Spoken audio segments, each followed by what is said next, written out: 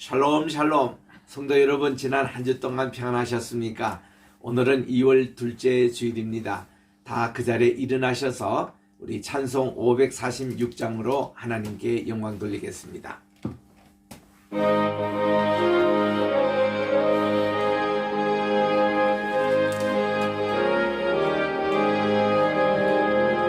주님 약속하신 말씀 위에서 영원토록 주를 찬송하리라. 소리 높여 주께 영광 돌리며 약속 믿고 굳게 서리라. 굳게 서리, 영원하신 말씀 위에 굳게 서리. 굳게 서리, 그 말씀 위에 굳게 서리라. 주님 약속하신 말씀 위에서 세상 영년에게 역습할 때에 용감하게 힘써 싸워 이기며 약속 믿고 굳게 서리라. 굳게 서리, 영원하신 말씀 위에 굳게 서리. 굳게 서리, 그 말씀 위에 굳게 서리라. 주님 약속하신 말씀 위에서 영원하신 주의 사랑 힘입고 성령으로 힘써 싸워 이기며 약속 믿고 굳게 서리라. 굳게 서리, 영원하신 말씀 위에 굳게 서리. 굳게 서리, 그 말씀 위에 굳게 서리라. 주의 약속하신 말씀 위에서 성령 인도하는 대로 행하며 주님 품에 항상 안식 얻으며 약속 믿고 굳게 서리라. 굳게 서리, 영원하신 말씀 위에 굳게 서리. 굳게 서리,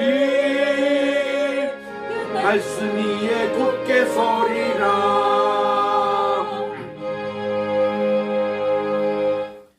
비판을 받지 아니하려거든 비판하지 말라. 너희가 비판하는 그 비판으로 너희가 비판을 받을 것이요 너희가 헤아리는 그 헤아림으로 너희가 헤아림을 받을 것이니라. 어찌하여 형제의 눈 속에 있는 티는 보고 내 눈 속에 있는 들보는 깨닫지 못하느냐.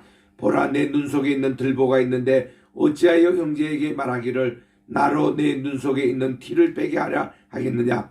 외식하는 자여, 먼저 내 눈 속에 들보를 빼어라.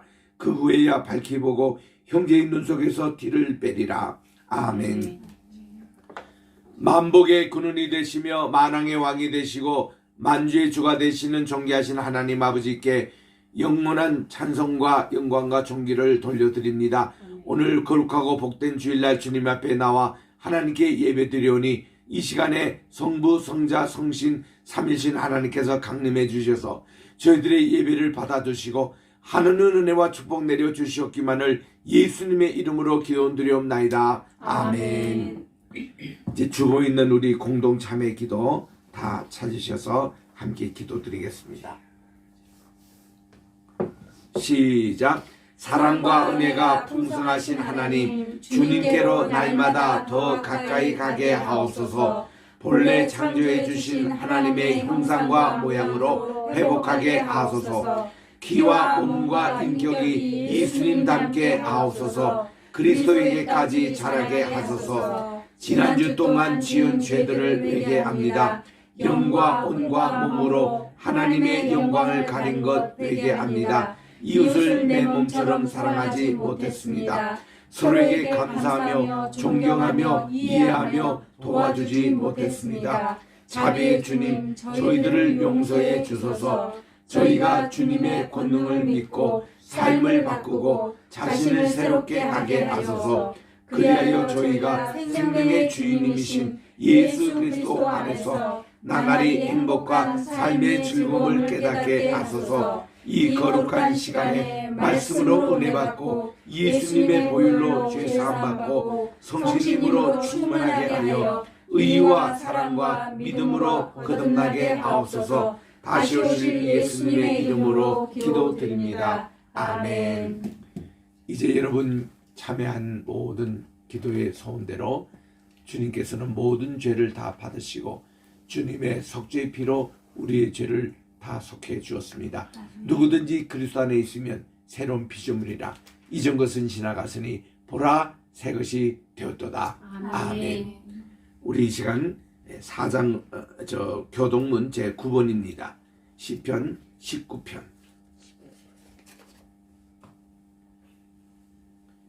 여호와여, 주의 장막에 머무를 자 누구오며 주의 성산에 사는 자 누구오리까? 정직하게 행하며 공의를 실천하며 그의 마음에 진실을 말하며 그의 혀로 남을 허물하지 아니하고 그의 이웃에게 악을 행하지 아니하며 그의 이웃을 비방하지 아니하며 그의 눈은 망령된 자를 멸시하며 여호와를 두려워하는 자들을 존대하며 그의 마음에 소원한 것은 해로울지라도 변하지 아니하며 이자를 받으려고 돈을 꾸어주지 아니하며 뇌물을 받고 무죄한 자를 해하지 아니하는 자이니 이런 일을 행하는 자는 영원히 흔들리지 아니하리이다. 아멘. 4장 성경 드리겠습니다.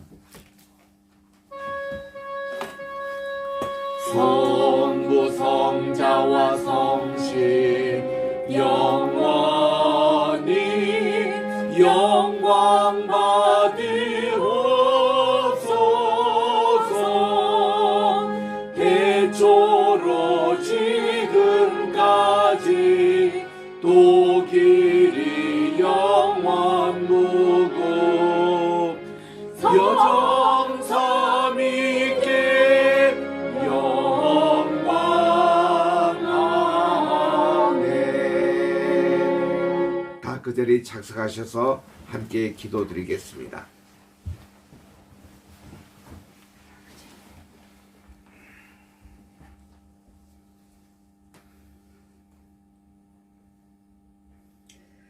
할렐루야. 사랑과 은혜가 풍성하시고 늘 저희들과 함께 하시며 지난 한 주간에도 사랑으로 감싸주며 건강함으로 저희를 지켜주시며 저희들의 보호자가 되시어 이렇게 또한 주님께 귀한 예배를 드릴 수 있는 소중하고 귀한 시간 주심을 아버지 하나님 감사드립니다. 아멘. 코로나로 인해 매일매일 새로운 확진자가 기록을 세우고 있는 가운데서도 많은 환자가 발생한 가운데 저희들의 건강을 지켜주심을 아버지 하나님 감사드립니다. 아멘. 아버지 하나님, 이제 우리나라 대선이 한 달도 남지 않은 가운데 있습니다.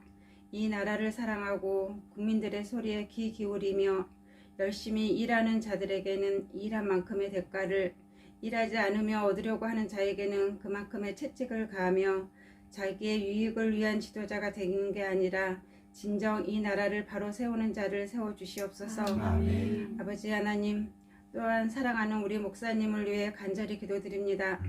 가는 곳마다 하나님 지켜주시고 늘 건강을 채워주시고 아멘. 아버지 하나님의 말씀을 증거하실 때 주의 은총이 늘 함께 하셔서 저희들에게도 믿음의 놀라운 역사가 일어날 수 있도록 하여 주시옵소서. 아멘. 이제 신학교가 개강을 앞두고 있습니다.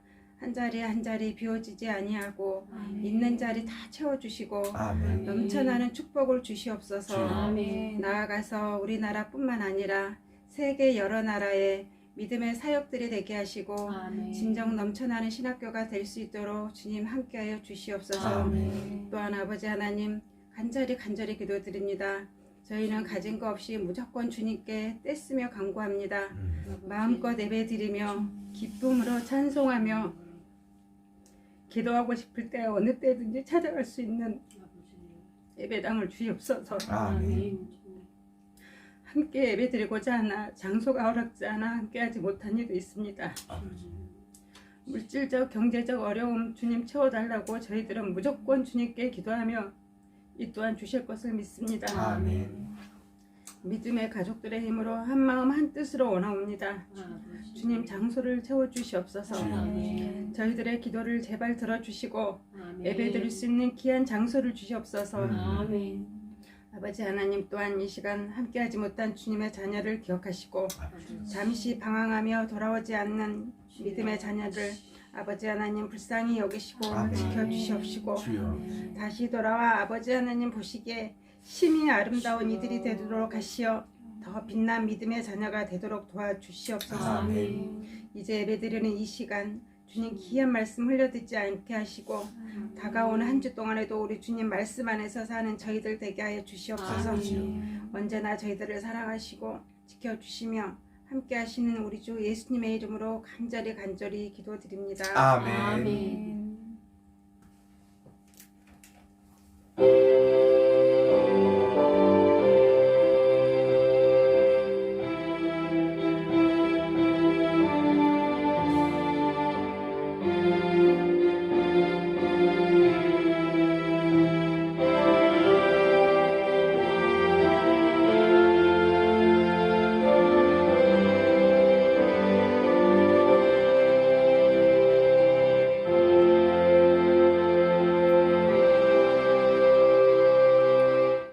이제 주시는 하나님의 말씀을 봉독하겠습니다.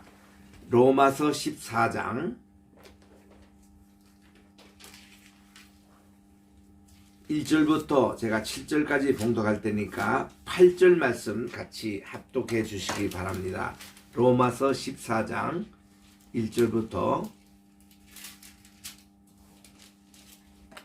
8절은 합독입니다.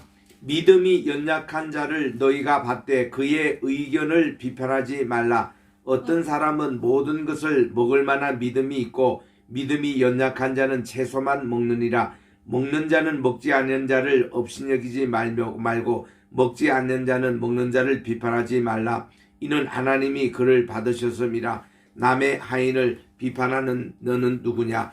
그가 서 있는 것이나 넘어지는 것이 자기 주인에게 있음에 너희 그가 세움을 받으리니 이는 그를 세우는 권능이 주께 있음이니라. 어떤 사람은 이 날을 예전날보다 낮게 여기고 어떤 사람은 모든 날을 같게 여기나니 각각 자기 마음으로 확정할지니라. 나를 중히 여기는 자는 주를 위하여 중히 여기고 먹는 자도 주를 위하여 먹으리니 이는 하나님께 감사함이요 먹지 않는 자는 주를 위하여 먹지 아니하며 하나님께 감사하느니라. 우리 중에 누구든지 자기를 위하여 사는 자도 없고 자기를 위하여 죽는 자도 없도다. 우리가 살아도 주를 위하여 살고 죽어도 주를 위하여 죽나니 그러므로 사나 죽으나 우리가 주의 것이로다. 아멘. 기도하겠습니다. 나의 입술의 모든 말과 내 마음의 묵상이 주님께 연락되기를 원하네.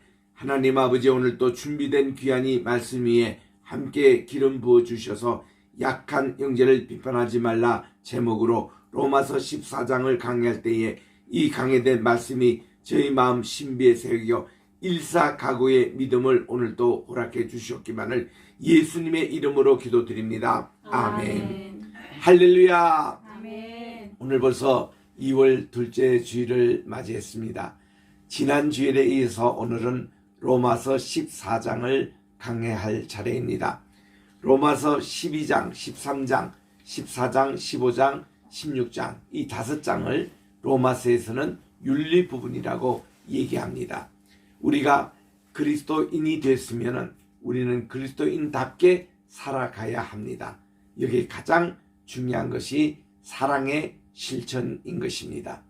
우리는 12장에서도 보면은 거짓되지 않고 순수하고 정직한 사랑을 행하자, 선으로 악을 이기자 이런 말씀을 드렸고 우리 13장에서도 우리들은 이 율법은 그 사랑은 율법의 완성이라고 할 만큼 우리는 이웃을 사랑하는 것이 그렇게 중요한 것이고 오늘 14장에는 특별히 믿음이 연약한 자들을 비판하지 말고 우리는 믿음으로 모든 것을 행하자.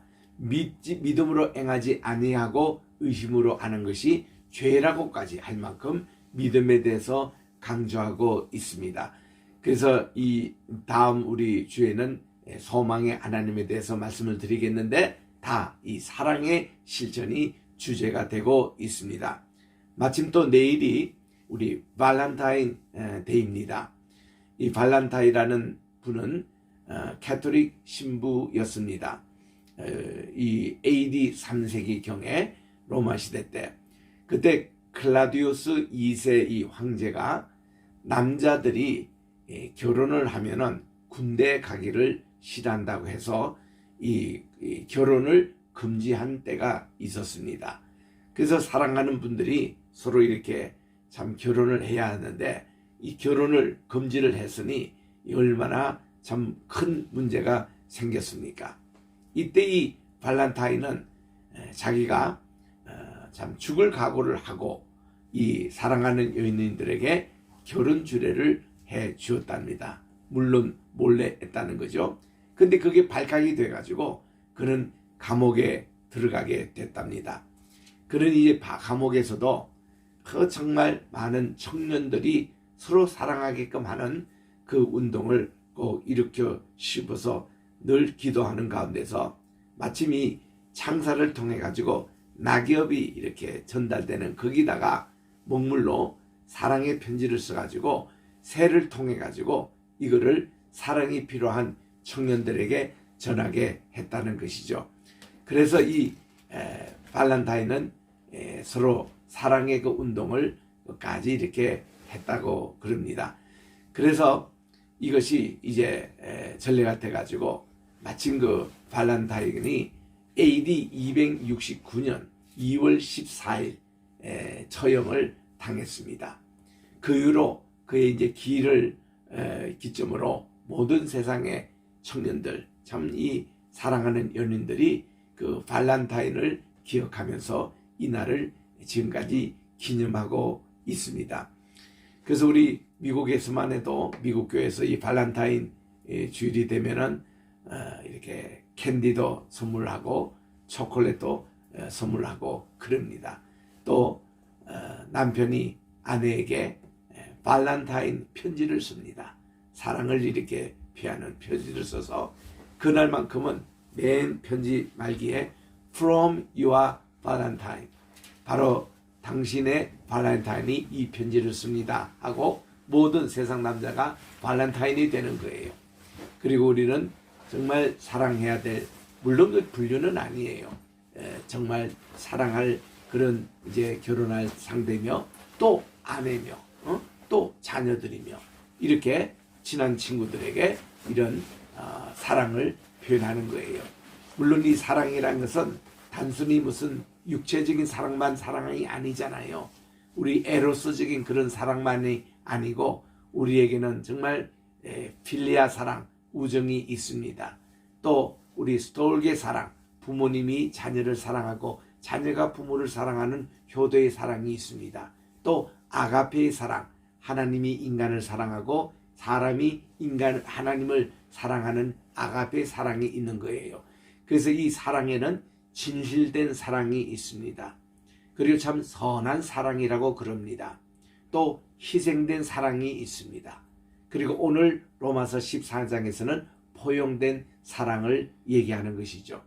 그래서 이 발렌타인 선물은 보니까 일본에서 많이 또 발달이 됐던데 그 사랑하는 남자가 여성에게 오늘은 반지도 사주기도 하고 또 장미꽃 뷔페 이게 발렌타인 부케라고 그럽니다. 그것도 이렇게 전달하기도 하고 또 명품 가방도 사주기도 하고 또 이렇게 초콜릿을 많이 사주는 것이 유행처럼 돼 있는 이 문화가 우리 한국에도 들어와 있다고 들었습니다. 그래서 오늘 발렌타인 데이를 앞두고 특별히 로마서 14장을 우리들이 강해하려고 합니다. 자, 우리 14장 1절을 읽습니다. 믿음이 연약한 자를 너희가 받아들이되 의심스러운 쟁점을 피하라. 어떤 사람은 모든 것을 먹을 만한 믿음이 있지만 연약한 사람은 채소만 먹느니라 라는 그런 얘기입니다. 우리가 신앙생활 하다가 보면은 우리 교회 내에도 믿음이 금방 시작한 초신자도 계시고 또 믿음이 좀 오래된 중직자도 계시고 또 이렇게 믿음이 또 좋은 그런 분들이 다 섞여 살고 있습니다. 이럴 때 우리는 믿음이 좋다, 오래된 사람일수록 믿음이 연약한 그 형제들을 위해서 우리 늘 배려하는 그런 믿음이 있어야 합니다. 이것이 참 포용적인 사랑인 것입니다. 그들의 의견을 무시하지 말고 그들의 의견을 잘 듣는 거예요. 그저께도 한국 대선 이 TV 토론 이것을 2시간 동안 제가 자세히 봤습니다만은 항상 이 토론하고 무슨 주제할 때는 보면은 상대방 의견을 잘 들어야 돼요. 그래 그 뜻을 잘 파악하고 인정할 것은 인정해주고 비판할 것은 여기서 이런 것이 내 생각입니다 하고 이렇게 제시해주고 이래 서로 대화가 되는 겁니다. 그런데 서로 그냥 상대방의 감정을 상하게 하고 또 무조건 비판을 하고 또 상대방의 얘기를 제대로 듣지도 않고 자기 생각만 주장하고 이거는 토론 문화가 아니에요. 그런 토론과 논쟁은 하지 말아야 합니다. 특히 교회 안에서 그렇습니다. 여기 그 당시 어떤 문제가 있었는가 하니 믿음이 여기서 약한 형제라는 분들이 뭔가 하면은 교회에 가면은 적어도 우상에게 바친 고기는 먹지 않는다 이런 믿음들을 초신자들이 많이 가지고 있을 때였습니다. 당시는 로마 문화이기 때문에 이 로마 문화가 주로 헬라, 그리스 문화의 영향을 받았습니다. 그래서 그리스의 우상 문화가 들어온 거예요. 그래서는 이 시장에 가면 특별히 제우스 신에게 바쳤던 고기, 제우스는요 돼지고기를 좋아한대요. 그래서 제우스 신전이 있는 곳에는 이 돼지들을 많이 켰습니다. 그 갈릴리라는 이 호수라는 이 갈릴리라는 뜻이 뭔가니 이방이라는 뜻도 가지고 있다는 거예요. 본래 이 갈릴리는 반지라는 그런 뜻이기도 한데 왜냐하면 반지처럼 이렇게 찌그린 반지처럼 생겼다고 해서 그러는데 근데 훗날 이 갈릴리 주변이 이방 나라가 많이 있어서 이방이라는 그런 얘기도 전했습니다.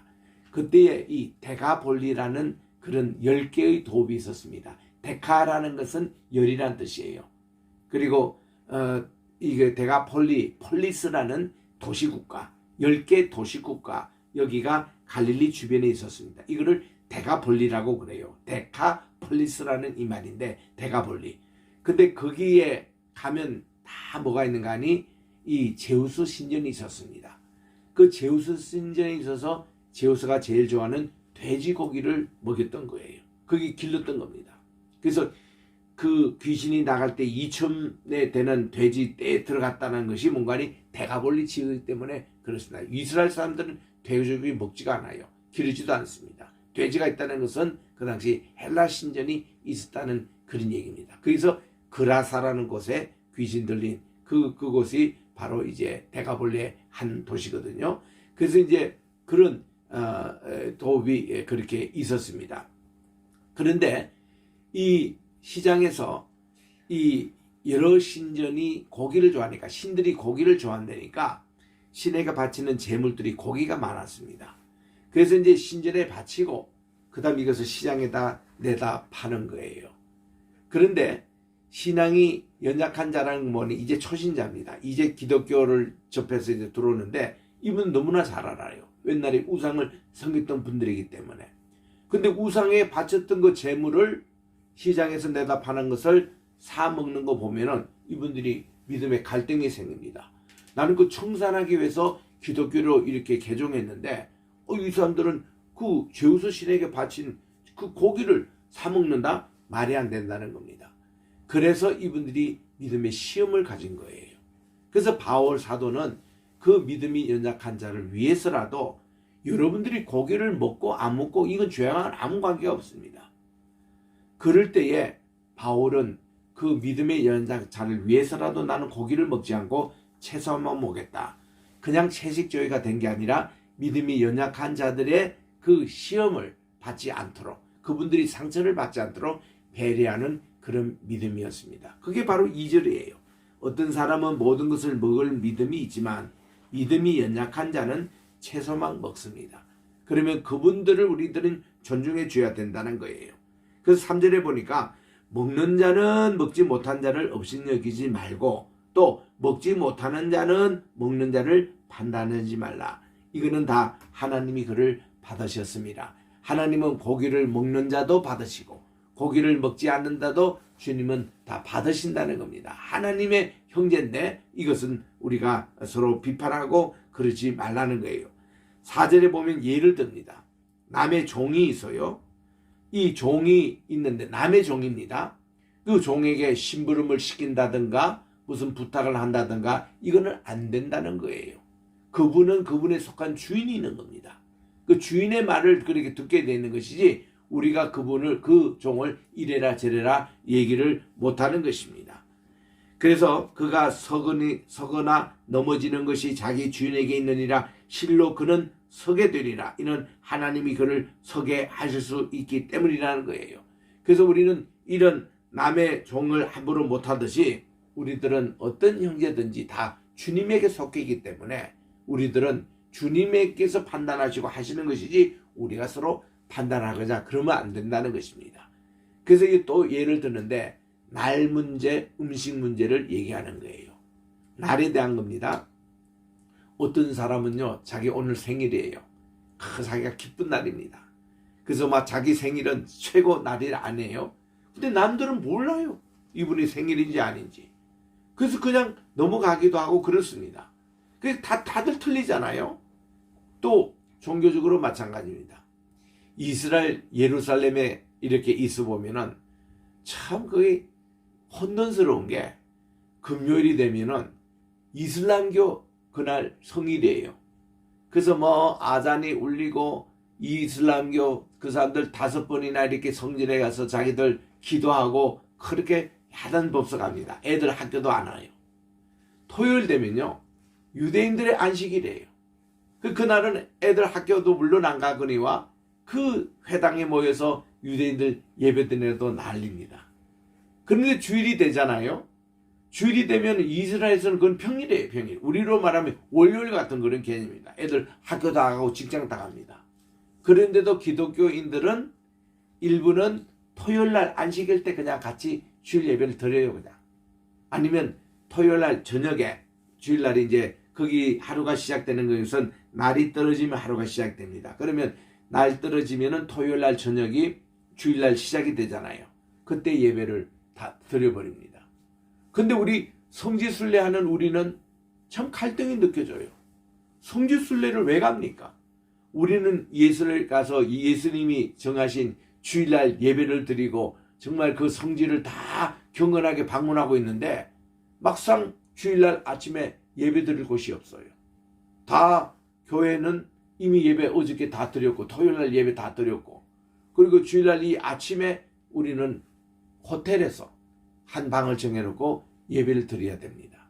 아니면 갈릴리 선상에 이렇게 배를 타고 거기서 우리가 예배를 드리기도 하고 참 그런 갈등이 생겨요. 그 날에 대해서. 그러면 장로님도 권사님도 제게 질문이 많이 합니다. 자기들이 갈등을 느낀다는 거예요.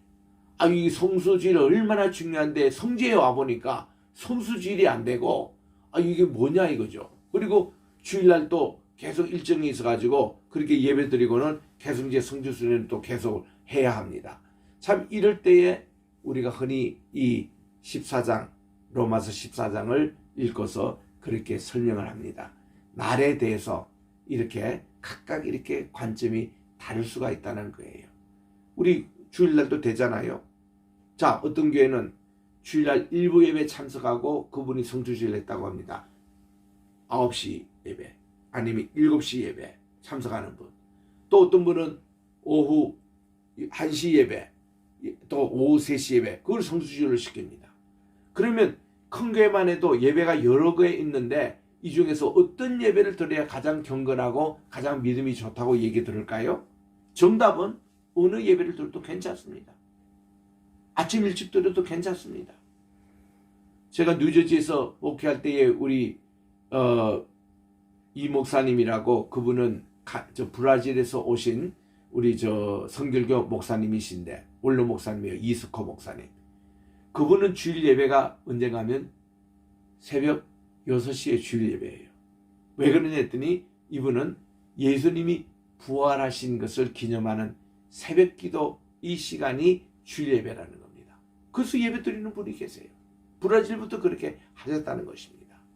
그렇다면 참 특이하다 이런 생각이 했습니다. 우린 보통 11시 아닙니까? 11시 예배를 제가 프린스턴 신학교에서 예배학 강의할 때에 조사를 했어요. 학생들로 조사를 시켰습니다. 왜 우리는 11시 주일 예배가 중요한가? 그거 조사해봐. 언제부터 이 제도가 있었느냐? 조사를 해보라는 겁니다. 학생들이 발표한 거예요. 미국 학생들입니다. 발표를 하는데 본래 주일 대예배는 오후 3시였다는 거예요. 예루살렘 예배가 보면은 저녁 소재 드릴 때에 드리는 예배. 이게 오후 3시 예배입니다. 우리 성경적으로 보면은 저녁 소재 드릴 때에 엘리야가 갈멜사서 하나님께 기도했어요. 그때는 하나님이 응답해 주었습니다. 또 사도행전 3장의 1절에 보니까 오후 3시 요 기도 시간에 예배 시간입니다. 베드로와 요한이 성전 안에 들어갔다가 태어날 때부터 걷지 못한 불구자 이분을 만나가지고 돈을 이렇게 요구할 때 우리에게는 금과 은이 있지만 우리에게 있는 나사렛 예수님의 이름으로 일어나 그러라 해서 그분이 일어나서 같이 예배 참여했던 요 시간이 오후 3시 예배입니다. 그러니까 이게 성경 초대교회 시절에는 오후 3시 예배가 이게 메인 예배였어요. 미국의 이민교회가 대부분이 미국 교회를 빌려다가 예배를 드립니다. 그러다 보니까 오후 예배예요. 그래서 이게 오전 예배는 미국 사람이 드리고 그저 그 끝나고 나서 이분들이 친교하고 다 끝나고 가는 오후 2시부터 우리 이민교회 예배가 시작됩니다. 그래서 오후 3시 굉장히 이민교회가 열등감을 가지고 있어요. 야, 우리는 이거 오후에 주일 예배를 드려야 되니 참 열등을 갖고 있습니다. 그래서 제가 이게 프린스턴 신학생들이 예배학 시간에 조사한 것을 제가 이분들에게 전했습니다. 아니 오후 2시, 3시가 본래 그때 예배 드리는 거라고. 우리 예수님께서 부활하신 그날에는 저녁 예배가 주일 예배였다고. 그 브라질 가면 남미 가면 그러거든요. 지금도 그 사람들이 낮에는 축구를 보고 저녁 6시에 이 메인 예배 주일 예배입니다. 주일 아침 예배는 그 사람들에게 새벽기도 예배 개념이에요. 그게 이렇게 나라마다 다 틀려요. 그래서 우리 이민교회도 이제 그렇게 오후 시간이 예배 드리는 건 조금 더 그게 개의치 말고 이거 예배 드리면 된다. 이렇게 예배 시간마다 다 이게 틀리는 거예요. 그러면 오전 11시 예배가 어떻게 되냐 조사해서 발표를 들었더니 이게 이렇게 된 게 옛날 중세시대 때 그렇게 됐다는 겁니다. 왜냐하면 농업사회에서 농노들이 이제 농사를 이렇게 하는데 대개 보면 아침에 가서 일하고 그리고 참을 먹어요. 우리 보너스라고 합니다. 이 참을 먹는 거. 뭐 이렇게 간단한 과일도 먹고 죽도 먹고 빵도 먹고 이 참을 먹잖아요. 그 시간이 한 10시 반이라는 거예요. 그리고는 10시 반부터 참을 먹고 이제 아주 정신을 맑을 때가 11시부터 12시 반 사이라는 거예요. 이때가 가장 하루의 컨디션이 굉장히 제일 좋은 때라는 것입니다. 그래서 11시가 그렇게 좋다는 거예요. 이거를 어디가 또 지금 반영을 하냐면은 우리 KBS나 또 CBS나 우리 저 기독교 방송 우리 극동 방송이 다 보면은 11시 요 프로그램이 굉장히 중요한 프로그램을 합니다. 12시에 정오뉴스 전에 11시 요 뉴스에 요 시간이 골든타임이에요. 방송국에서. 왜 그런가 하니 주부를 또 남편 다 직장 보내고 집안 청소 어느 정도 하고 좀 이렇게 릴렉스하고 앉아있을 때가 10시 한 반부터 커피를 마시고서는 11시 되면은 방송을 들을 수 있는 시간. 제일 이때 택시 운전사도 요 시간이 제일 골든타임이에요. 그래서 CBS도 이때 시사잡기라는 프로그램을 냅니다. 또 극동방에서도 유명한 목사님의 설교가 그때 나갑니다. 이때가 가장 비싼 시간이에요. 그 기독교 방송국 우리 제가 맨하탄에 있을 때도 골든타임에 그때 제가 신앙 상담을 했습니다. 그리고 방송 성경 공부를 25년이나 맨하탄에서 했습니다. 그 골든타임이에요. 왜냐하면 이게 시청률을 조사를 하잖아요. 제일 그때가 좋습니다. 그래서 이 11시 예배가 정착이 됐다는 거예요. 그게 우리 인간의 생리적으로 가장 베스트 컨디션이 11시 때 정신적으로 맑고 그리고 하나님께 최상 들을 수 있다 해서 11시 예배입니다. 그래서 이제 이렇게 되는 것이고 직장인들 있잖아요. 간호사다. 또 주말에도 근무를 해야 될 의사다. 또 운전하시는 분. 또 이 전철을 운전하는 분들. 이런 그 주일날 예배 11시 예배 때 시간을 못 지키는 분들이 있잖아요. 이분들은 아침 일찍 예배를 드리든 오후 늦게 예배를 드리든 같은 예배 시간으로 해줘야 된다는 겁니다. 그 시간도 그렇고 날도 그렇고 그렇습니다. 유대인들에게는 토요일 날이 성일 아니겠습니까? 우리 교회 다니는 사람은 주일날 이 날이 바로 우리에게 성일이 됩니다. 서로 존중해 줘야 돼요. 그 초대교회는 한때는요 유대인들이 주로 기독교인이었으니까 토요일도 안식일 지키고 주일날도 주일 지켰습니다. 그 두 번이나 지켰어요. 그러다가 AD 135년 하드리안 황제 때에 그때 이 유대교를 아예 말살 정치를 했어요. 그때부터 더 이상 토요일날 이거 안식일 지키면 불법입니다. 그 뒤로 기독교도 토요 안식일을 더 이상 지키지 않고 주일만 오늘처럼 이렇게 그 성일로 이렇게 지키곤 했습니다. 그 날에 대한 것이 그런 내용이에요. 그래서 6절에 봅니다. 나를 소중히 여기는 자는 주님을 위하여 소중히 여기고 나를 소중히 여기지 아니한 자도 주님을 위하여 소중히 여기지 아니하며 먹는 자도 주님을 위하여 먹으며 하나님께 감사하며 또 먹지 않는 자도 주를 위하여 먹지 않고 하나님께 감사하라. 모든 것이 주님 중심으로 하라는 겁니다. 여러분 어떤 논쟁이라든지 의심의 그런 것이 딱 생길 때 우리 그리스도인 태도는 뭡니까? 모든 것이 예수님이라면 어떻게 하실까? 이겁니다. 주님이시라면 어떤 문제가 생길 때에 무슨 싸움이 이렇게 생길 때에 보면 주님은 이 시간에 어떻게 행동했을까? 이런 내용이에요. 그래서 우리 주님께서 예를 들면 재직해 오늘 또 주님이 하신다 할 때 이 음식 문제 또 날 지키는 문제 또 무슨 기념일 지키는 문제 이런 것에 무슨 논쟁이 생길 때는 주님은 어떻게 하실까? 대개 보면 현상과 본질이라는 문제를 봅니다. 본질 이거는 건드리면 안 돼요. 우리가 예배를 드려야 되고 하나님께 하나님 중심 살아야 되고 이런 본질은 건드리면 안 됩니다. 그러나 비본질적인 문제 있죠. 이런 것은 그렇게 목숨을 걸 필요가 없다는 겁니다. 성경에서 비본질적인 문제를 아디아포라라 그렇게 헬라 말에 얘기해요. 아는 아니다 것이고 디아포라는 것은 본질이라는 그 문제입니다. 여기 아디아포라 이 문제가 뭔가 하면 할례 문제였습니다. 자, 유대인들은 할례를 다 받아야 되는데 이방인으로 예수 믿는 사람이 유대인들 신작을 했어요. 당신은 할례부터 받고 기독교인이 되라 이렇게 주장하는 할례파가 있었습니다. 이거는 아니에요. 그래서 바울은 뭐라고 했냐, 고린도전서 우리 이미 공부했습니다만은 유대인에게는 유대인의 법에 적용을 하고 헬라인에게는 헬라인의 법에 적용하면 된다는 거예요.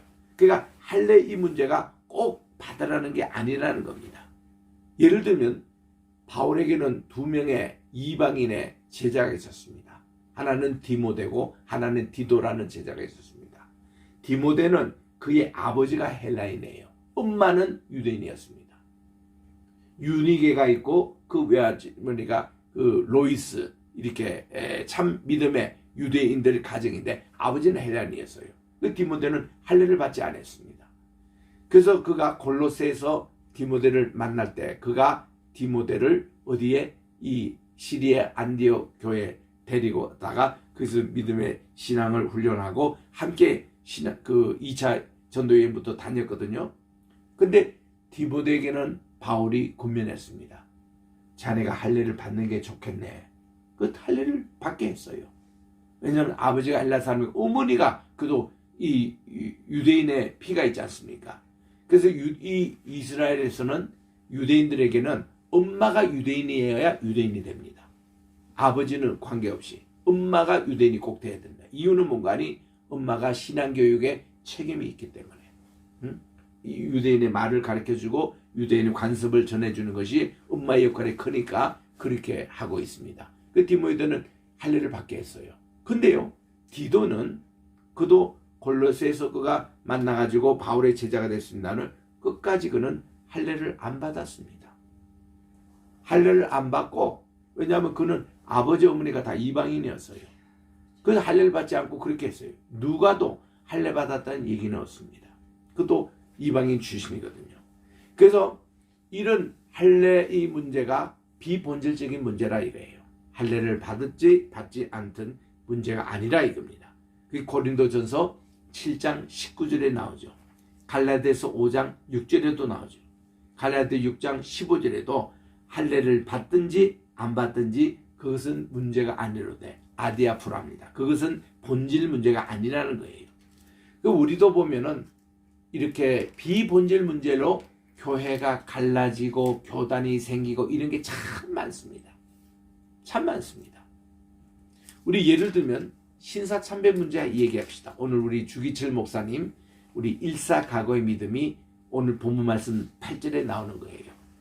우리가 살아도 주님을 위해서 살고 죽어도 주님을 위해서 죽나니 그러므로 사나 죽으나 우리가 주님의 것이로다. 이 로마서 14장 8절에 나오는 이 말씀이 주기철 목사님의 일사각오의 믿음이었습니다. 이분이 이 형장에 이렇게 감옥에 끌려가기 전에 마지막 설교가 일사각오의 믿음이었고 이분은 이걸로 가지고 순교하신 분으로 유명합니다. 우리가 그렇잖아요. 살아도 주님을 위해서 살고 죽어도 주님을 위해서 살고 먹더라도 주님을 위해서 먹고 먹지 않더라도 주님을 위해서 먹지 않고 이런 자세가 돼야 된다는 거예요. 주님께서 어떻게 생각하실까? 주님은 이 세계에서 어떻게 할까? 이게 중요합니다. 하나님의 관점에서 보면 우리는 이 문제를 어떻게 할까? 이런 내용이에요. 예를 들면 마약 문제 얼마나 심각합니까? 마약. 그런데 이 마약을 그냥 먹고 중독이 되면은 참 피해 봅니다. 그래서 각 나라마다 이 마약은 이거는 중증입니다. 마리화나 이것도 다 잘못됐습니다. 그런데요, 우리 한국의 80년, 1970년대만 해도요, 연예인들 가운데서 많은 수가 마리화나를 했습니다. 이들 한 것이 뭔가 하니 그들이 환각의 상태에서 이 예수성이 더 풍성하게 나온다는 거예요. 이 노래도 더 잘 되고 더 이렇게 화려한 이게 나와서 그게 그들의 연기에 도움이 된다는 거예요. 그렇지만 정부에서 어때요? 마리아나는 불법이기 때문에 다 가수들이 이걸로 얼마나 피해를 많이 모릅니다. 7080 그 가수들 다 그랬잖아요. 세스봉들이 다 그 마리아나 그 문제로 걸리고 얼마나 힘들었습니까? 근데 요즘 세대에서는요, 이 마리아나가 합법이 됐어요. 캘리포니아 주만 해도 마리아나가 더 이상 이제는 그거 해서 불법이 아닙니다. 집에 가서 이렇게 심어서 다 먹어도 됩니다. 시대가 이만큼 변해가는 거예요. 한때는 그게 마약으로 안 됐지만 이게 또 허용합니다. 또 우리 마약 문제 그거 많이 먹고 그거 취하면 그거 안 돼요. 사실은 그거는 중독이 되고 그건 안 됩니다. 그러나 실제로 마약이 없는 지금 남미에 있는 마약이 1년에 한 80만 톤 미국으로 수입에 들어오거든요. 근데 그것도 정식으로 수입을 합니다. 마약이 필요한 곳이 어디예요? 병원입니다. 마취 모든 건 마약이에요. 그리고 중증 환자, 암 말기 환자 마약이 다 필요합니다. 그거 없으면 너무 고통스러워요. 그때는 약으로 이렇게 대응하는 겁니다. 그리고 우리가 먹는 약 가운데서 일부는 마약 성분이 다 있는 거예요. 이게 우리를 진통을 이렇게 억제를 하고 폐인하고 요즘 또 코로나 상태에서도 우리가 먹는 가운데 마약 성분이 있습니다. 그게 다 진통제 역할을 하는 거예요. 도움이 되는 거예요. 그러니까 이게 어떤 목적으로 어디에 서 있냐에 따른 것이지 다 그게 뭐 잘못됐다 아닌 거거든요. 그러니까 이제 이런 내용들을 우리가 다 보는 거예요. 그래서 우리 그리스도인들은 여기에 대해서 어떤 우리 태도를 취할 것이냐, 주님 편에서 어떻게 볼 것이냐 이겁니다. 그러니 믿음이 연약한 자가 정말 이런 어떤 고민에 있을 때는 우리는 항상 주님의 편에서 한번 생각하자 보는 거예요. 9절에 봅니다. 이를 위해서 그리스도께서 죽으시고 일어나사 다시 사셨으니 이는 죽은 자들과 산 자들의 주님이 되려 하심이라. 우리 주님 이런 오픈되어 있는 거예요. 10절에 보니까 그런즉 너는 어찌하여 내 형제를 판단하느냐, 어찌하여 내 형제를 업신여기느냐. 우리가 모두 그리스도의 심판석 앞에 서리라. 어쨌든 우리는 판단을 하지 말자는 겁니다. 우리가 이제 비편한다, 판단한다. 오늘도 우리 예배 부름에서 마태복음 7장 1절부터 5절에 있는 말씀을 읽었습니다마는 형제를 비판하지 말라. judge not. 비판하지 말라는 거예요. 모든 비판은 하나님께 속해 있으니 너희들이 서로 판단하지 말라는 겁니다. 자, 어떤 사람이 남의 눈에 있는 티를 봅니다. 티를 보면은 야, 자네 티 있어. 아이고 보기 싫어. 어떻게 너는 티도 있는데 하고 막 그냥 손가락질로 합니다. 근데 상대방이 보니까 이 친구는 티 정도가 아니고 이 눈에 통나무가 있는 거예요. 이게 들보라고 그럽니다. 눈에 자기는 들보를 내놓고 남에게 티 이렇게 얘기하는 거예요. 쉽게 얘기하면 야, 남의 밥 먹다가 여기에 밥풀 하나 붙어 있는 게 이걸 막 흉냅니다. 근데 자기는 여기에 똥이 있던 묻어 있는 거거든. 이러면서 자기 자신은 못 보고 남의 있는 밥풀 하나 보고 욕하는, 비판하는 이런 어리석음을 갖지 말자는 거죠. 우리 성경의 방법, 예수님 방법 어떤가 알아요? 예수님은요, 남의 눈에 티를 보이잖아요. 그럼 주님이 가서 빼주는 거예요. 남의 여기 밥풀이 붙어 있잖아요. 우리 주님이 밥풀을 이렇게 제거해 주시는 거예요. 그러면 이 형제도 어이구 자네도 여기 보니까 뭐가 들보가 있네 하면 들보를 그 친구가 이렇게 해줘. 서로 그러면 얼마나 좋아요. 이렇게 좋은데 제가 이렇게 중매했던 친구 가운데 이 여학생이 그냥 그 중매를 보는 그날 바로 뛰쳐나왔다는 거예요. 왜 자네는 그렇게 뛰쳐나왔냐 했더니 밥 먹는 데 남자친구가 여기 밥풀을 먹고 이것서 밥을 먹고 있다는 거예요. 그래서 그거 꼴보기 싫어서 나왔다. 그러니까 사랑이 없는 거예요. 사랑하는 사람 뭐예요? 내일 발란타인데 이 밥풀을 떼주면 되잖아요. 그 사람의 그 어떤 그 모양을 이렇게 옷에 뭐 흰 먼지 있으면 털어주면 되잖아요. 근데 그걸 가지고 이거 안 되는 거예요. 비판하면 안 되는 거예요. 이 비판이 어디서 나왔습니까? 선과 악을 알게 하는 나무를 따먹고 나서부터 비판이 생긴 거예요. 서로 벌거벗고 있는 모습을 이렇게 서로 흉보고 이런 모습이 그때부터 생기지 않습니까? 비판하는 그 자체가 뭔가니 내가 하나님 자리에 지금 앉아 있는 거예요. 비판의 모든 권은 하나님에 속해 있는 겁니다. 하나님의 그 자리를 우리가 감히 거기 앉아가지고 비판하지 말라는 거예요. 그래서 내가 비판하는 만큼 나도 비판을 받게 되는 거예요. 내가 헤아리는 만큼 나도 헤아림을 받게 돼 있다는 겁니다. 제가 중학교 2학년 때 내 방지를 위해서 저 이제 태권도는 한 6년 초등학교 때 쭉 했기 때문에 권투를 좀 배웠습니다. 권투를 하다가 또 자네는 운동 소질 있다고 또 유도하라 해가지고 또 선생님 얘기 따라 유도를 또 했습니다. 근데 나는 유도할 때 보면 팍 해서 그냥 넘겨치우고 그냥 그거 좋아가지고 유도를 시작했는데 웬걸 유도에 들어가서 한 달 이상은요 제가 계속 얻어맞고 뛰어내리고 계속 그것만 방어 그것만 했습니다. 공격은 하지 않고. 그러니까 선생님이 딱 하는 애를 뭔가니 운동선수는 권투도 마찬가지고 유도도 마찬가지고 태권도도 마찬가지고 항상 남을 내가 때리는 만큼 내가 얻어맞는 훈련을 해라는 거예요. 나 그것이 굉장히 이게 머리에 남습니다. 그만큼 남을 내가 판단하는 예를 들면 판사라든지 검사라든지 이런 사람이 있으면 남을 판단하는 만큼 자기도 판단받을 준비가 되어 있어야 된다는 거예요. 우리 성경 말씀 그대로 나오잖아요. 내가 남을 판단하는 만큼 너도 판단을 받게 되고 남을 헤아리는 만큼 너도 헤아림을 당하는 것이다 이거예요. 맨날 남에게 잘났다 못났다 뭐하다 이렇게 하는 사람들을 보면 자기가 항상 그런 비판을 받을 줄 알아야 된다는 거예요. 그래서 우리는 남을 쉽게 판단하지 말라는 겁니다. 11절에 봅니다. 이는 기록된 바 주님께서 말하노니 내가 살아있으니 모든 무릎이 내게 꿇을 것이요 모든 혀가 하나님께 자백하리라고 했습니다. 그러므로 우리 각 사람이 하나님께 자기 자신에 대해서 직접 설명하리라고 말씀해 주셨습니다. 그래서 우리는 남을 함부로 어떤 비판을 하거나 이 모든 것은 하나님께 우리 다 맡기자는 것입니다.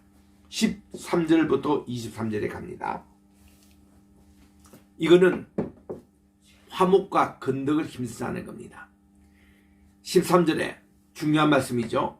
우리가 더 이상 서로 판단하지 말고 무엇을 해야 하느냐. 형제 앞에 거치는 것 놓지 말고 방해물 놓지 말고 다 이것을 판단해야 한다는 것입니다. 제일 우리 어릴 때 말이죠. 어릴 때 내가 철이 없을 때입니다. 초등학교 2학년인가 3학년 때에 그때 내가 우리 동생하고 같이 목욕탕 갔다 오다가 집으로 가는 길에 내가 이제 그때 그 다리가 좀 약한 형제의 그 우리가 흉내를 내면서 갔습니다. 다리를 쩔뚝쩔뚝하면서 이렇게 걸어갔습니다. 그랬더니 길 도중에 어떤 아저씨가 딱 우리를 보더니 막 야단치는 거예요.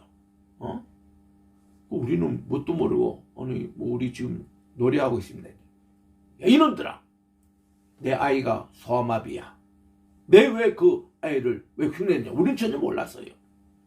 그때 내가 탁 깨달은 것이 내가 그렇게 행동하지만은 이걸로 인해서 상처를 받는 분이 계시구나.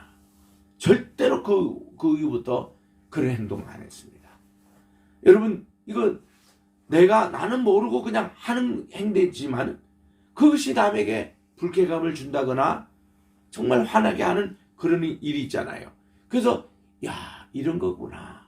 우리는 뭐냐? 남에게 건덕을 세우는 것, 덕을 세우고 화목해 하는 것, 피스메이커 역할, 그리고 서로 사랑하게 하는 것, 오늘같이 발렌타인데이처럼 이런 역할을 우리가 해야 되는 것이 그리스도인들이지, 우리들은 절대로 서로 비판한다거나 남에게 상처 주는 거 이거 아니라는 겁니다. 이게 13절 말씀이에요. 14절에 보니 내가 주 예수 안에서 알고 또 확신하는 것은 아무것도 그 자체가 부정한 것이 없으나 어떤 것을 부정하다 생각하는 그 사람에게는 부정한 것입니다. 그렇잖아요. 우리 꽃 같은 거라도 어떤 사람 더럽다라고 느끼지만 어떤 사람 또 괜찮다고 느끼는 사람이 있습니다. 그럴 때 너무 그거를 비판적으로 그렇게 보지 말고 부정가 됐으면 이렇게 좀 이렇게 청소해주고 서로 이렇게 도와주고 이렇게 하라는 거예요. 12절을 보니 그러나 만일 내 음식 때문에 내 형제가 슬퍼하게 되면 내가 이제 사랑을 따라 행하는 것이 아니니 내 음식으로 그를 망치지 말라. 그리스도께서 그를 위하여 죽으셨느니라. 그렇게 얘기합니다. 여기서 우리 음식 문제 나와서는 우리 한국에서는 주초 문제가 많이 이렇게 심각합니다. 술과 담배를 교회에서는 태우지 말라. 이것이 이제 이런 어떤 관습으로 이렇게 나옵니다. 미국에 쓱 가면은 참 모습이 말이죠. 무슨 회의할 때도 보면은 막 포도주가 돌고 맥주가 도는 그런 데도 많습니다. 왜냐하면 미국 교인 크리스찬들은 술 먹는다고 담배를 태운다고 전혀 그게 문제가 안 되는 교회가 많아요. 교회 안에서도 흡연실이 있습니다. 또 이렇게 담배를 태울 수 있는 무슨 그 담배 꽁치를 이렇게 버리는 쓰레기도 이렇게 준비된 이런 교회가 많아요. 그럴 때 보면은 우리 한국 그리스도인들은 좀 의아하게 느껴집니다. 그런 것이 나라마다 그게 좀 틀립니다. 중국 가면은 마약이 그래요. 마약 같은 거 그리스도인들을 못한다. 그게 딱 규정으로 1860년 아편전쟁 이후로 그게 쭉 그렇게 내려오고 있습니다. 우리나라에도 초대교회 이렇게 사진을 보면은 앞줄에 앉은 할아버지가 긴 담뱃대를 탁 갖고 사진을 찍는 장면이 여럿이 나옵니다. 그때만 해도 이 주초 문제가 전혀 선교사님들이 그거를 문제를 삼지 않았습니다. 담배 태워도 되고 그다 또 갭니다. 그런데 우리나라가 대한제국 만렙 때에 담배와 술이 이게 한국 사람이 너무나 많이 했습니다. 그래서 국채보상운동이라고 나라의 빚을 우리 갚는데 교회가 앞장섰어요. 우리 담배 태우는 거 그 돈 모아가지고 나라 빚에 갚는 데 쓰자. 술 많이 먹는 거 그거 우리 전략해가지고 이렇게 국제보상운동에 참여하자. 그래서 교회가 그 캠페인에 앞장서가지고 이거를 널리 이렇게 전했던 거예요. 그래서 그 이후로 예수 믿지 않는 사람이 교인들은 의뢰의 술, 담배를 먹지 않는 걸로 인식하기 시작을 했습니다. 그러다 보니까 우리 한국에서 이런 이제 개념이 이렇게 나왔던 것이죠. 그래서 우리 한국에도 지금 경건한 분들 다 술, 담배를 되도록 안 하는 것입니다. 그러나 하는 사람이 있어요. 우리 울산에 있는 김아무개 장로님, 그분은 이제 장로 직임을 받아도 몰래 담배를 태운 거예요. 그러니까 그거를 초등학교 애들이 본 겁니다. 그래서 이게 이제 아버님 귀에 들러온 거예요. 아버님이 그 장로님을 불렀습니다. 이런 것이 들어오는데 장로님 사실이냐 했더니 장로님이 인정을 하셨어요. 이게 안 끊어진다는 거예요. 그러니까 아버님도 그걸 인정하시더라고. 그러나 하시되 애들 보는 앞에서 하지 말라고 그렇게 권면을 하시는데 그 실종의 이런 문제입니다. 그래서 우리는 이 주초를 하는 거나 마약을 한다거나 고기를 먹는다거나 어떤 이런 음식을 가지고 형제를 우리가 비판할 거는 못하고, 그러나 믿음이 약한 형제를 위해서라면 바울은 그래요. 나는 평생 고기를 먹지 않겠다. 이렇게 나오는 거예요. 그런 것을 여기서 이제 15절 말씀하고 있는 겁니다. 16절에 보니까 그러므로 너희의 선한 것이 비판받지 않도록 해라고 말씀하면서 17절에 중요한 말씀이죠. 하나님의 나라는 먹고 마시는 것이 아니에요. 다만 성령님 안에서 의와 화평과 기쁨이라고 이렇게 말씀하신 겁니다. 그래서 우리는 이게 본질이에요. 하나님의 나라는 성령님 안에서, 성신님 안에서 의와 화평과 이 기쁨의 그 상태, 이게 우리 이런 세상을 만들어야 된다는 것. 18절입니다. 이러한 것들로 그리스도를 섬기는 자는 하나님께 기쁨이요 사람에게는 인정을 받는데, 그러므로 이제는 화평을 위한 일과 서로 세워주는 것, 덕을 세운다는 겁니다. 따라 할지니라. 우리 그리스도인들, 특별히 우리 중직자들에게는 덕을 세우는 은행을 해야 된다는 겁니다. 덕을 세운다는 것은 세워준다는 거예요. 그 사람을. 집을 함께 짓는다는 뜻이 덕을 세운다는 것입니다. 이거를 건덕이라고 그래. 건덕. 그 우리 말 한마디도 덕을 세우는 행위. 행동 하나하나 것도 덕을 세우는데 예수님이 그거를 원하시는 거예요. 우리 함께 교회를 세우는 것이 덕을 세우는 것입니다. 19절에 보니 됐습니다. 20절에 갑니다. 음식 때문에 하나님의 일을 망치지 말라. 사실은 모든 것이 깨끗하지만 남을 실족해 하며 먹는 그 사람에게 그것이 악이니라 그랬습니다. 고기도 먹지 아니하고 포도주도 마시지 아니하며 무엇든지 내 형제를 실족하게 아니하고 성나게 아니하고 이 연약하여지지 아니하는 것이 좋다. 믿음이 약한 형제들을 우리가 보고서 우리들은 이거 조심하는 게 좋다. 그래서 22절에 내게 믿음이 있느냐? 그 믿음을 하나님 앞에서 스스로 가지라. 가지고 있으라. 자신이 승인하는 일로 자신을 정죄하지 아니하는 자는 복이 있다 하면서 23절에 우리 나오는 대로 의심하고 먹는 자는 바로 정죄되었나니 믿음으로 먹지 아니하기 때문이라고 그러면서 믿음으로 아니하는 모든 것이 죄라고 그렇게 얘기합니다. 이런 죄를 적극적인 죄라고 그럽니다. 소극적인 죄는 하지 말라 하는 것을 안 하는 것. 예를 들면 살인하지 말라, 간음하지 말라, 도둑질하지 말라, 요거를 안 하는 것을 이거 소극적인 죄라고 그럽니다. 그거는 쉬워요. 그거 그렇게 안 하면 되니까. 그런데 적극적인 죄가 있어요. 선인 줄 알면서도 하지 않는 것, 이게 죄라는 거예요. 지금 분명히 강도에게 어려움을 당해서 저 사람 그냥 두다가는 죽게 생겼는데 그거를 보고도 그냥 지나가는 제사장, 레위인, 이거는 적극적인 죄에 해당됩니다. 아무리 자기가 바빠도 이 사람이 죽고 사는 문제인데 예배 시간 조금 늦더라도 가서 그 사람 도와줘야 되는 거예요. 천한 사마리아 사람처럼. 이게 적극적인 죄입니다. 내가 이렇게 이것이 행하는 거 분명히 이게 선한 걸 알면서도 이거를 놓치고 가는 거. 이거를 분명히 믿음으로 해야 되는데 믿음으로 하지 않는 모든 것이 죄라고 그렇게 말씀을 하고 있는 겁니다. 이게 로마서 14장 제일 끝에 있는 23절 요 말씀이고 또 야고보서 보면 4장 맨 끝에 보면은 선을 보고도 행하지 않는 것이 죄라고 말씀해 주시죠. 이런 것을 적극적인 죄라고 그러는 거예요. 그래서 우리가 아까도 우리 하나님께 참회 기도 시간에 보면요. 우리가 소극적인 죄에 있습니다. 이거 하라는 거, 한 거, 이거 거꾸로 산 거 있잖아요.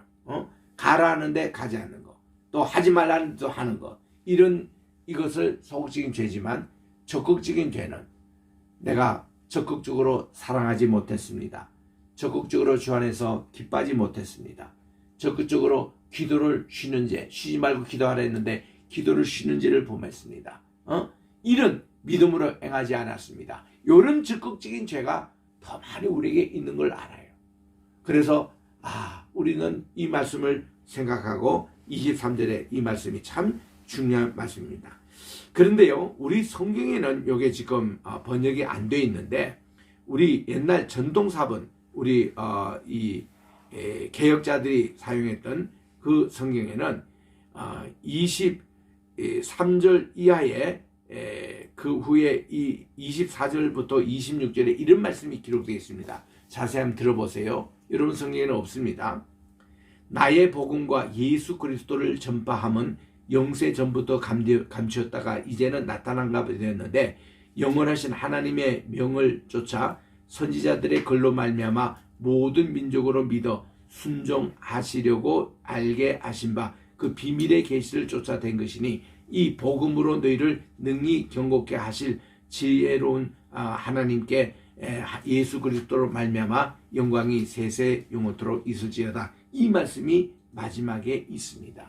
24절부터 26절에 있는 말씀. 이 말씀은 이제 요약을 하면은 복음의 중심 인물은 예수 그리스도이라는 겁니다. 두 번째로 이 복음은 사도들을 위해서 증거되었다는 것입니다. 셋째로 이 복음은 구약시대에 감추었다가 이제 계시된 내용이라는 것입니다. 네 번째는 복음은 하나님의 영원한 명령을 쫓아낸 것입니다.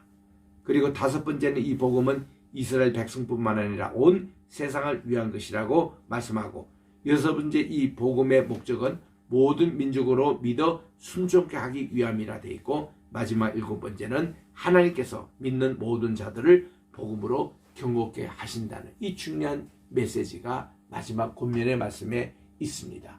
요거를 여러분도 되도록 보충을 해서 이렇게 읽으시면은 참 우리에게 도움이 될 것 같습니다. 사랑하는 성도 여러분, 오늘 이 14장의 내용에서는 음식 문제나 절기 문제 같은 신앙의 비본질 문제로 서로 판단하지 말고 항상 주님 중심으로 우린 일사가구의 믿음을 배워야 한다는 것을 말씀해 주고 있습니다.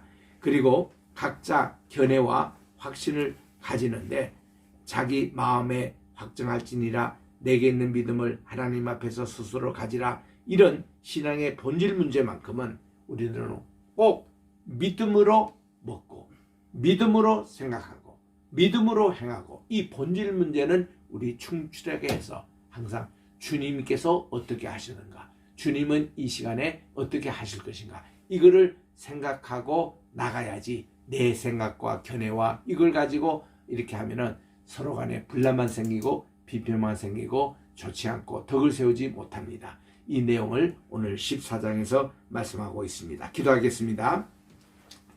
하나님 아버지 감사합니다. 오늘도 우리가 사랑의 실천 이 문제를 계속 우리가 교훈을 들으면서 내일 또 이렇게 발렌타인 데이를 맞이합니다. 서로 그리스도의 사랑을 힘차게 나누는 우리 성도님들 되게 하시고 절대로 형제의 그 비판하지 말고 그분의 부족됨을 함께 보충해주고 우리가 도와주고 위에서 이해하며 또 서로 이렇게 기도해 줄 수 있는 아름다운 사랑의 공동체를 계속 일어나게 도와주셔서 하나님의 나라는 먹고 마시는 게 아니라 의와 희락과 화평이라고 말씀해 주신 이 공동체를 함께 세우는 우리 모두가 되게 도와주시옵기만을 예수님의 이름으로 기도드립니다. 아멘. 찬송가 545장을 부르면서 준비하신 헌금 하나님께 봉헌하겠습니다. 우리 믿음으로 살자.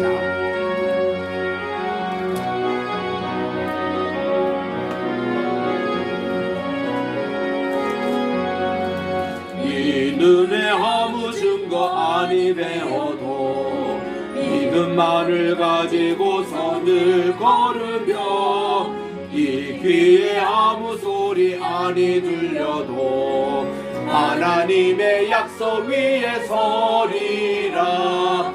걸어가세 믿음 위에 서서 나가세 나가세 의심 버리고 걸어가세 믿음 위에 서서 눈과 귀에 아무 증거 없어도 이 눈이 보기에는 어떠하든지 이미 얻은 증거대로 늘 믿으며 이 맘에 의심 없이 살아갈 때에 우리 소원 주 안에서 이루리. 걸어가세 믿음 위에 서서 나가세 나가세 의심 버리고 걸어가세 믿음 위에 서서 눈과 귀에 아무 증거 없어도 주님의 거룩함을 두고 맹세한 주 하나님 아버지는 참 미쁘다. 그 귀한 모든 약속 믿는 자에게 능치 못할 무슨 일이 있을까. 걸어가세 믿음 위에 서서 나가세 나가세 의심 버리고 걸어가세 믿음 위에 서서 눈과 귀에 아무 증거 없어도. 아멘. 하나님 아버지, 오늘 또 드려진 이 예물을 주께서 받아주셔서 하늘 창고에 쌓아두셔서 하나님 이것이 주님의 복음을 위하여 귀하게 사용되게 도와주시옵시고 너희는 이 세상에 무엇을 먹을까 무엇을 입을까 무엇을 마실까 염려하지 말라. 이 모든 것은 이방 사람이 아는 것이다. 너희는 먼저 하나님의 나라와 그의 의를 구하라. 그러면 이 모든 것을 너에게 더해 주시라 말씀하신 대로 우리들이 모든 것 의식주 근심은 다 주님께 맡기고 우리들은 주님께 제일 먼저 우리 바친 오늘 10의 1조 또 감사 예물 선교 헌금 장학 헌금 또 이렇게 주정 헌금 이 모든 이것을 받아주시고 우리 성도님들 가정마다 또 경제적으로 풍성한 재물도 허락해 주셔서 우리가 함께 이웃과 나눌 수 있는 그런 귀한 우리 선교하는 교회가 되게 도와주시옵기만을 예수님의 이름으로 봉헌기도 드립니다. 아멘. 이제는 우리 주 예수 그리스도의 은혜와 하나님 아버지의 무궁하신 사랑하심과 보혜사 성신님의 감화감동 교통 충만하신 역사가 오늘 또 말씀을 듣고 이웃을 내 몸처럼 사랑하는 우리 사랑의 공동체 위에 이제로부터 영원토록 함께 계실지어다. 아멘.